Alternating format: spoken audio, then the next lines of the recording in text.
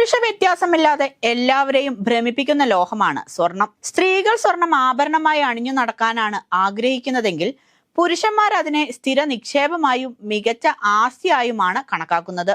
ദിവസേന വില വർദ്ധിച്ചു വരുന്നത് കൊണ്ട് തന്നെ തൊട്ടാൽ പൊള്ളുന്ന ലോഹമായാണ് സ്വർണത്തെ കണക്കാക്കുന്നത്.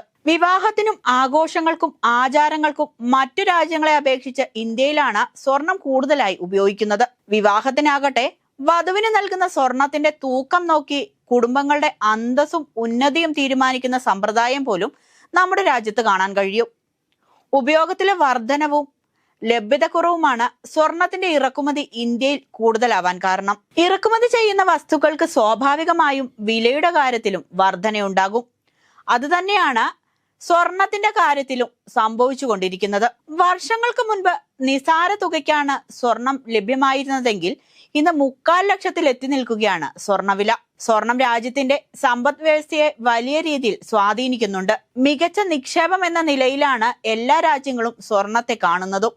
സ്വർണത്തിന്റെ ഇറക്കുമതിയിൽ മറ്റു രാജ്യങ്ങളെ ആശ്രയിക്കുന്നതിനാലാണ് ഇന്ത്യയിൽ സ്വർണവില കുതിച്ചുയരുന്നതെന്നാണ് വിലയിരുത്തൽ. അതുകൊണ്ട് തന്നെയാണ് ഇന്ത്യ സ്വർണം ഉൽപ്പാദിപ്പിക്കാനുള്ള ശ്രമങ്ങൾ നടത്തുന്നതും. അങ്ങനെ ഇന്ത്യ സ്വർണം ഉൽപാദനം ആരംഭിച്ചാൽ വികസന ഭൂപടത്തിലും സാമ്പത്തിക രംഗത്തും അതൊരു പൊൻതൂവൽ തന്നെയായിരിക്കും എന്ന കാര്യത്തിൽ സംശയമില്ല.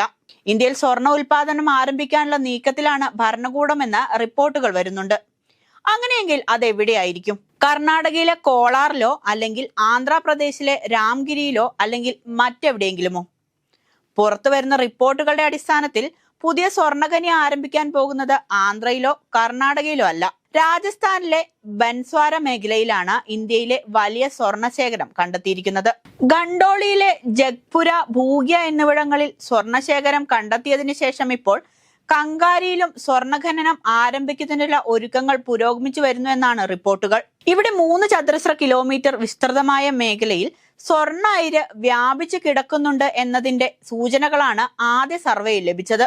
1990-91 കാലഘട്ടത്തിലാണ് ബൻസ്വാര ജില്ലയിലെ മണ്ണിൽ മഞ്ഞ ലോഹത്തിന്റെ നിക്ഷേപമുണ്ടെന്ന് ആദ്യം കണ്ടെത്തിയത്. പുതിയ സ്വർണശേഖരത്തിന്റെ വിവരങ്ങൾ എടുത്തത് പ്രകാരം ജഗ്പുര, ഭൂഗ്യ മേഖലയിലെ 10 ചതുരശ്ര കിലോമീറ്ററിലാണ് സ്വർണശേഖരമുണ്ടെന്നതും കണ്ടെത്തിയത്. ഇതേ തുടർന്നാണ് ഖനന ലൈസൻസുകൾ നൽകുന്നതിനുള്ള പ്രക്രിയ സർക്കാർ ആരംഭിച്ചതും. അത് മാത്രമല്ല, ഈ സ്ഥലത്ത് നിന്നുള്ള ഓരോ ടൺ അയിരിലും ഏകദേശം 1.945 ഗ്രാം സ്വർണം അടങ്ങിയിട്ടുണ്ടെന്നാണ് പരിശോധനകൾ തെളിയുന്നത്. ഇതനുസരിച്ച് ഏകദേശം 120 ടൺ സ്വർണം ഈ മേഖലയിൽ ഉണ്ടായിരിക്കാമെന്നാണ് വിദഗ്ധരുടെ കണക്കുകൂട്ടൽ. ഈ കണക്കുകൾ ശരിയായി വന്നാൽ ആയിരക്കണക്കിന് കോടിയുടെ വരുമാനമാണ് രാജ്യത്തിനുണ്ടാവാൻ പോകുന്നത്. 2-3 ബില്യൺ വർഷങ്ങൾക്ക് മുൻപ് രൂപീകൃതമായ പാറകളാണ് ബൻസ്വാരയിൽ ഉള്ളതെന്നാണ് വിദഗ്ധർ അഭിപ്രായപ്പെടുന്നത്.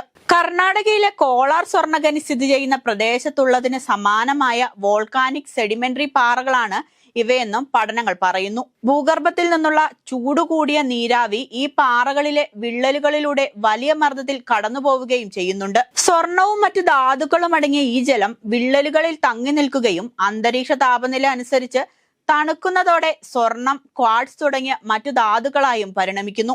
അങ്ങനെയാണത്രേ പാറക്കെട്ടുകൾക്കുള്ളിൽ ധാതുക്കൾ രൂപീകൃതമായത്. ദശലക്ഷക്കണക്കിന് വർഷങ്ങളായി ഈ പ്രക്രിയ തുടരുന്നതിന്റെ ഫലമായാണ് പാറകളുടെ പാളികളിൽ ഇത്തരത്തിൽ വലിയ തോതിൽ സ്വർണ്ണ നിക്ഷേപം ഉണ്ടായതത്രേ. ഇനി രാജസ്ഥാനിൽ സ്വർണ്ണഖനി ആരംഭിച്ചാൽ നമ്മുടെ രാജ്യത്തിനുണ്ടാകുന്ന നേട്ടങ്ങൾ എന്തൊക്കെയായിരിക്കും? ആദ്യത്തേത് സർക്കാരിന് കൂടുതൽ വരുമാനം ഉണ്ടാകുമെന്നത് തന്നെയാണ്. അടുത്തത് തൊഴിൽ സാധ്യത തന്നെയാണ്. പ്രാദേശികമായി വലിയ രീതിയിൽ തൊഴിലവസരങ്ങളാണ് ഇതിലൂടെ സൃഷ്ടിക്കപ്പെടുക. മറ്റൊന്ന്, പ്രാദേശികമായി സ്വർണ്ണ ഉൽപാദനം ആരംഭിച്ചാൽ കത്തിക്കയറിക്കൊണ്ടിരിക്കുന്ന സ്വർണ്ണവിലയിൽ കുറവ് വരുമെന്ന വിലയിരുത്തലും സാമ്പത്തിക വിദഗ്ധർക്കിടയിലുണ്ട്. കർണാടകയ്ക്കും ആന്ധ്രാപ്രദേശിനും ശേഷം ഇന്ത്യയിലെ ഏറ്റവും മികച്ച സ്വർണ്ണ ഉൽപാദന സംസ്ഥാനങ്ങളിലൊന്നായി രാജസ്ഥാൻ ഉടനെ മാറുമെന്നാണ് പൊതുവെ വിലയിരുത്തപ്പെടുന്നത്. അതിനായി ഖനനത്തിന് തിരഞ്ഞെടുക്കപ്പെട്ട കമ്പനി ലൈസൻസ് നേടുന്നതിനുള്ള തുക സർക്കാരിന് കെട്ടിവെച്ച് അന്തിമ അനുമതിക്കായി കാത്തിരിക്കുകയാണ്. കമ്പനിക്ക് അനുമതി ലഭിക്കുന്നതിലൂടെ രാജസ്ഥാന് രാജ്യത്തെ സാമ്പത്തിക രംഗത്തിന്റെ തലവര മാറ്റാൻ കഴിയുമെന്നാണ് പറയപ്പെടുന്നത്.